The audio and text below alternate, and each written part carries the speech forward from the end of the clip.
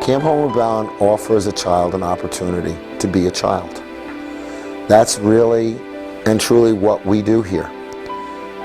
We give them an opportunity to be a kid, not to have to worry about dangerous things on the street, not to have to worry about poverty, to worry about homelessness, to worry about anything else other than being a child. And I think that every child deserves that opportunity to be safe, to be loved, to be accepted for who they are, and have an opportunity to try a lot of different things and make some new friends. I think that's ultimately what we provide. We are part of the Coalition for the Homeless, the New York Coalition for the Homeless. Youngest ones are 4.5, oldest ones are 14. We average between 120 and 140 kids a session, 3 19-day sessions. We have about 130 kids this time, and I would say 35 are from foster care. The rest of them are from the different shelters that they have gone to and picked up the kids. Here we provide everything. I mean, our kids come, some of them with nothing, the clothes on their back and nothing else. Now they're going to have 3 balanced meals a day and 2 snacks. For some of the kids, we have to teach them that you don't have to hide food. We're going to give you more. It's okay. On the first day they arrive, we have them jump in the water and see how good they are, so we can put them into classes. And their little faces, they love it so much. Many of them, a lot of them haven't been swimming before, let alone in a lake. So they think there's a pool. They call it a pool out there. It's really good.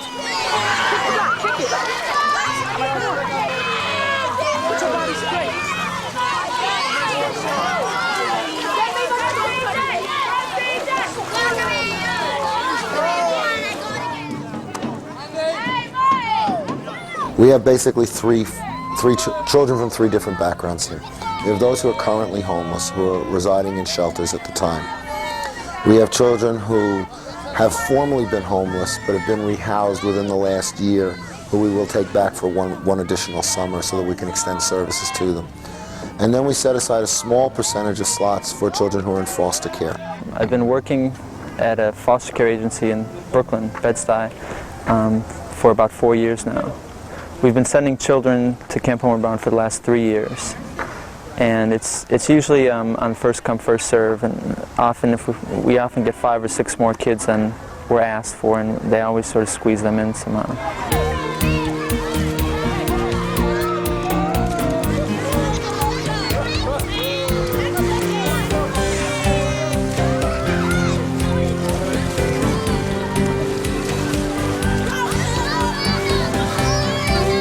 I have the most incredible staff working here. All of my influence and everything that I bring to camp wouldn't mean anything if I didn't have all of them doing what they do here. There are 75 people who work here. They work here 18 to 20 hours a day, 6 days a week, for less than $1 an hour. They do this because they love what they do. They're the ones who really do the hard stuff. They give me just a real warm feeling inside. When I see them smiling and having fun, or when they come and ask me a question, when they give me a hug, or when they tell me that they love me, I just get a warm feeling inside that it's really unexplainable. You really have to experience it.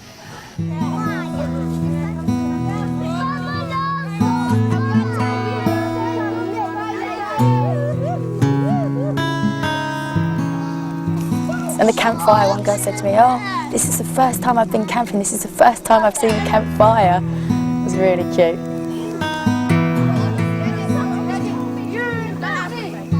It's a great feeling. Where can you go where you get almost unconditional love? It's a really terrific thing.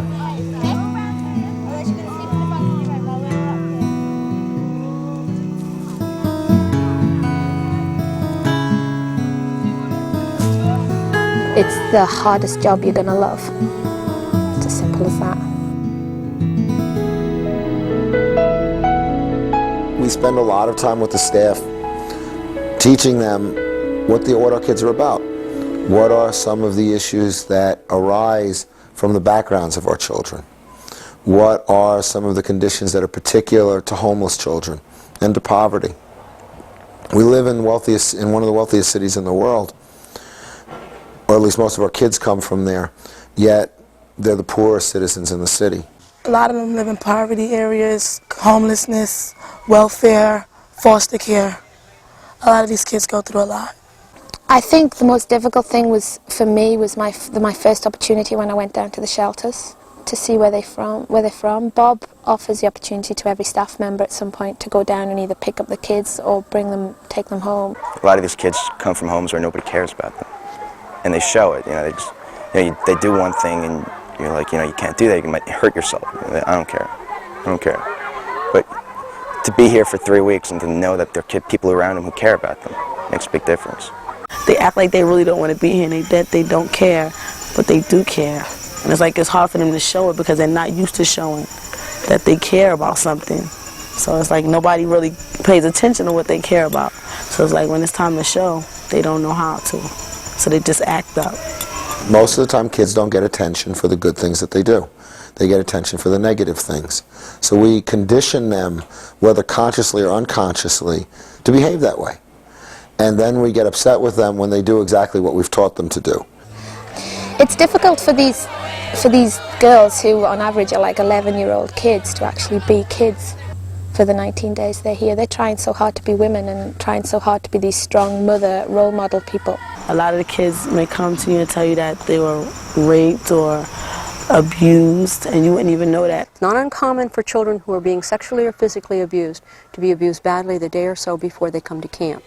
And then they don't want to take their shirt off or their pants off because there are still fresh wounds where they've been beaten. All you can do is comfort them and hug them and let them know that it's all right and it's not their fault that this happened to them, because a lot of them do believe that it's their fault.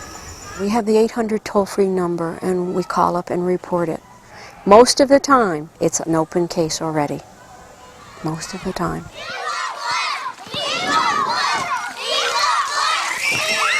I want to give them the same kind of thing that I got when I went to camp for 7 years. The fun of camp, and the memories of camp, experience of camp. It's to get away from the city and get away from muggings and beatings and rapes and violence. It's for 3 weeks. That's all. Oh, Mr. Sun, Mr. Golden Sun, hiding behind the trees.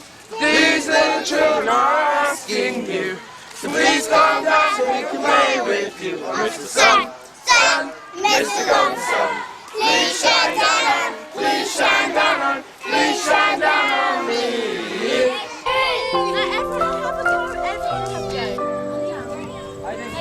I caught one! I caught one! I caught one! Bob Behr! I caught one! Stop! Because we're ladies. Look! Because we look good. Listen! Because we sound good.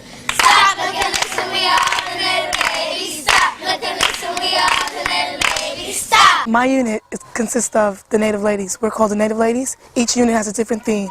We have 22 children, 10 counselors. I have to keep on them to make sure they're doing their job properly, make sure the kids are properly fed, washed, taken care of. Oh, where the lights go marching in.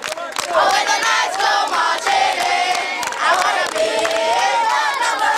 Oh, where the lights go marching in. We've really tried to push it home to them that if you stick together and we work together, we are stronger ultimately. Every group brings with it its own inherent issues. The littlest ones, the 4 to 6 year olds, require a tremendous amount of custodial care.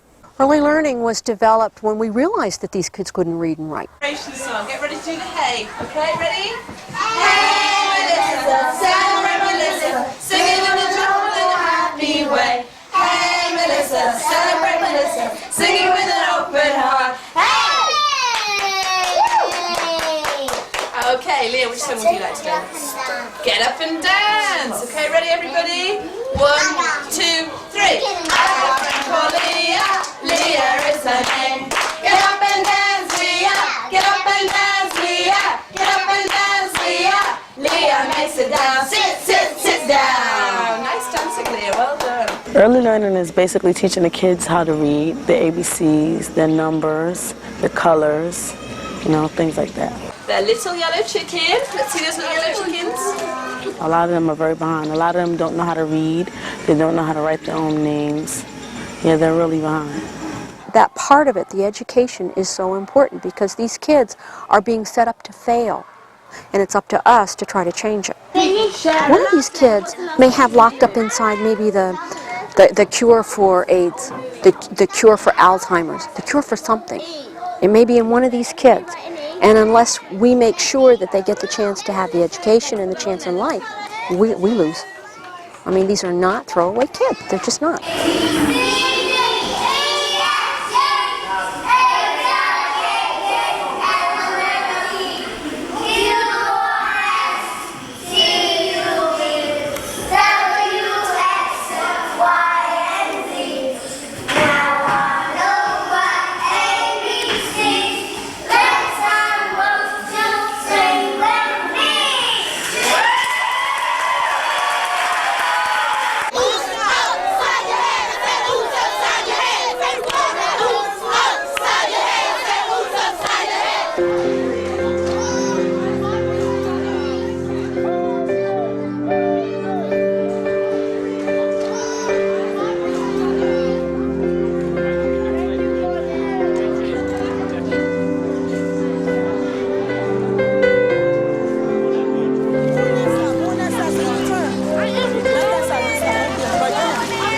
In order to keep the kids to do the right thing and to keep them focused, you have to give them something to reach, a goal.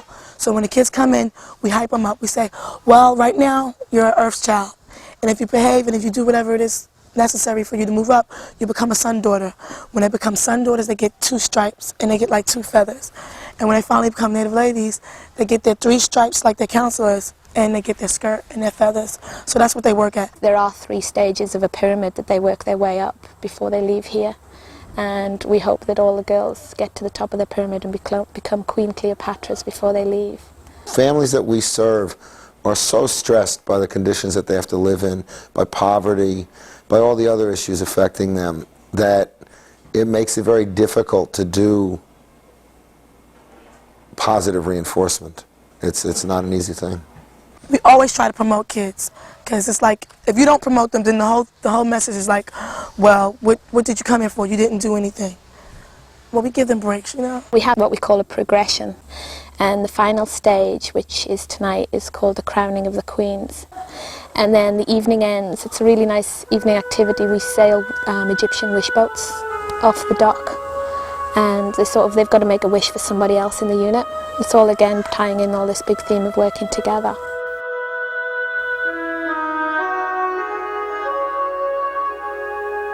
By the time they're ready to go home, they are family. They're family with each other. During the 3 weeks that the children are at camp, we celebrate a lot of holidays, trying to give them the experiences and memories that they wouldn't ordinarily get at home. The last full day of camp is Christmas. The evening before, the counselors stay up late, wrapping presents, writing Christmas cards, decorating, so that the children can truly experience the joys of Christmas. Christmas time, I work until 2:30 or 4:30, and then you have to get up the next morning and get ready for the whole thing. Counselors, some have to go in at 1, but most of them are work from 1 to later, 1 and later. They don't go to bed before 1.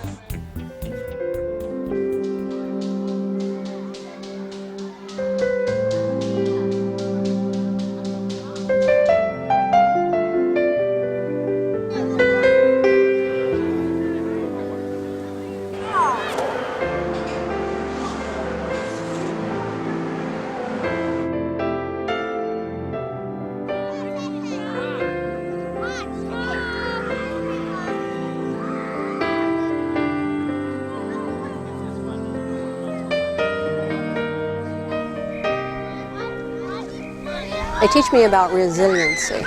Children who have had horrible things done to them, that you and I would just cringe and go into a shell forever and ever or not survive. These kids survive.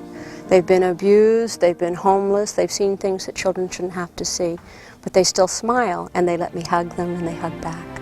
And I think that's amazing.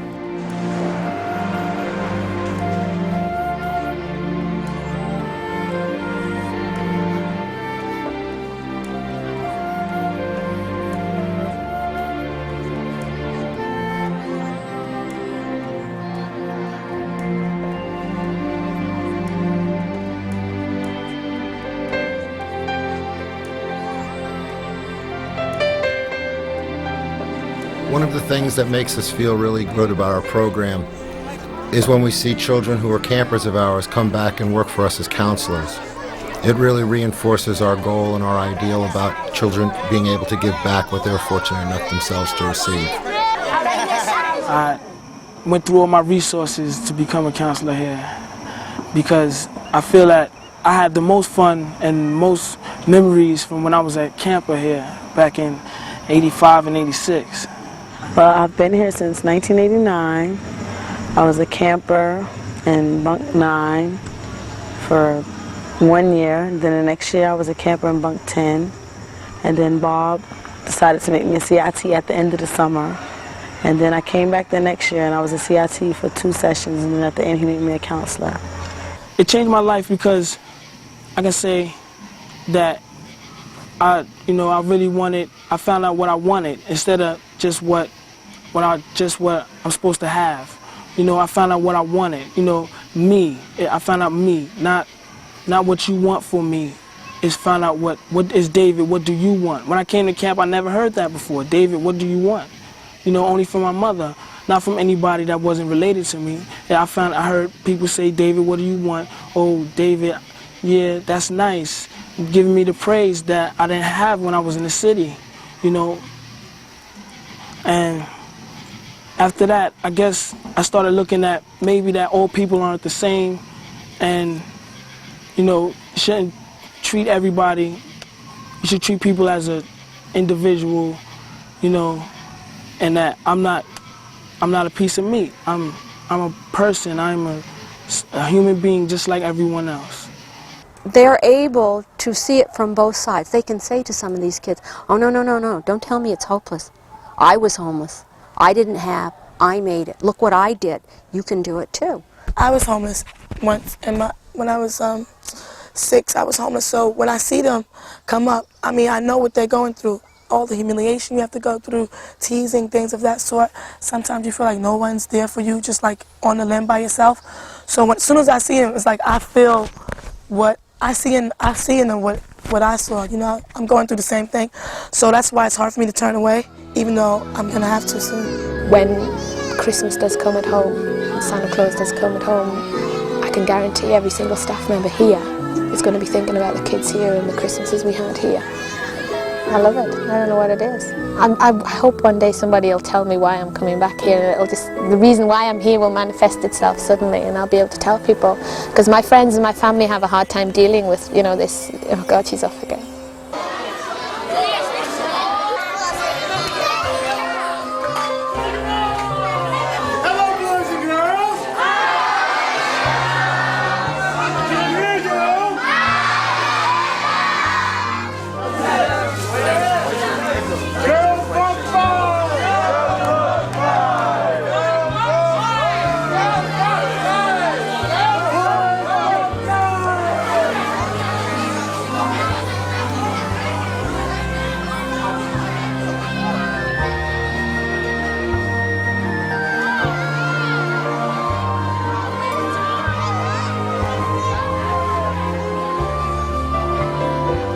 I love it.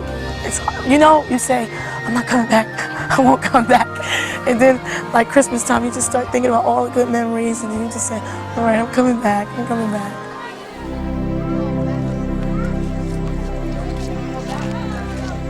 Every child I've sent to camp has benefited from it. There are kids initially who don't want to go, and they always come back. They always come back wanting to stay. The last day of camp is very difficult for them and for us to watch them having to return to the city.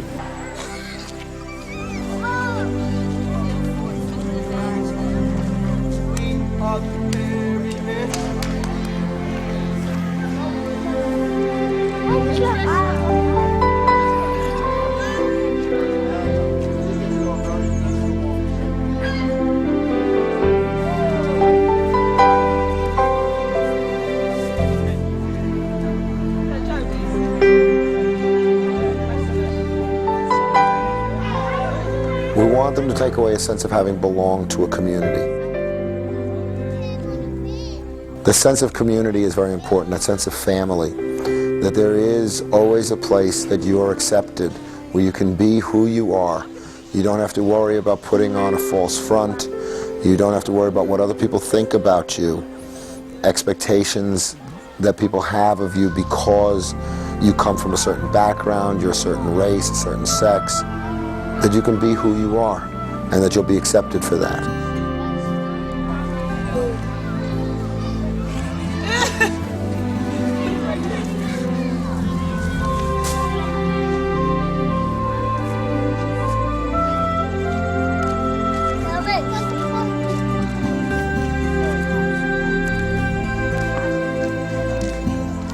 And the way I think we tease the kids, it's like we bring them to this wonderland and then they have to leave in 19 days. So I think it's like unfair.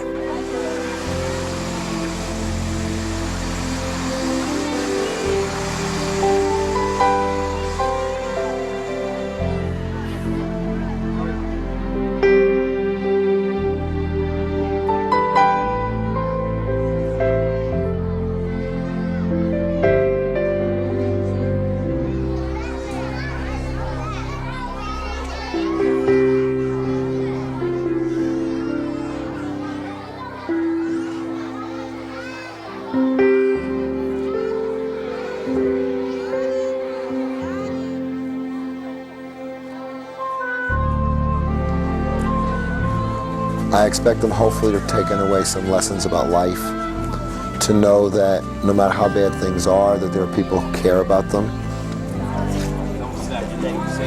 Just smile before you go. Big smile. Big smile.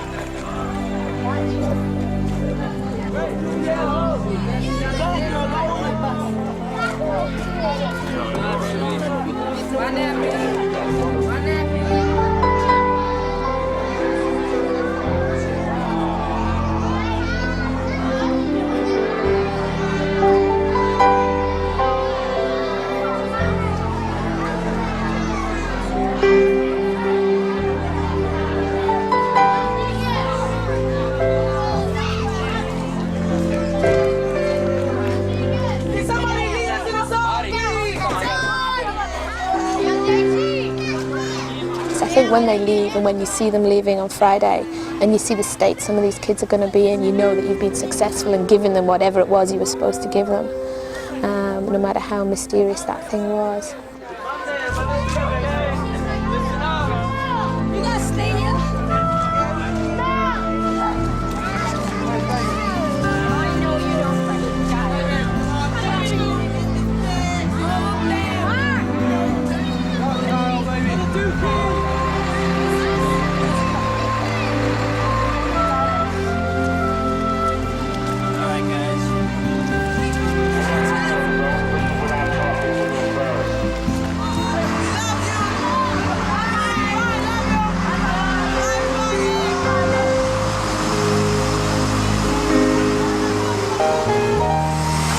I don't know what it is that this place has, but I swear to God it's the most special place in the world.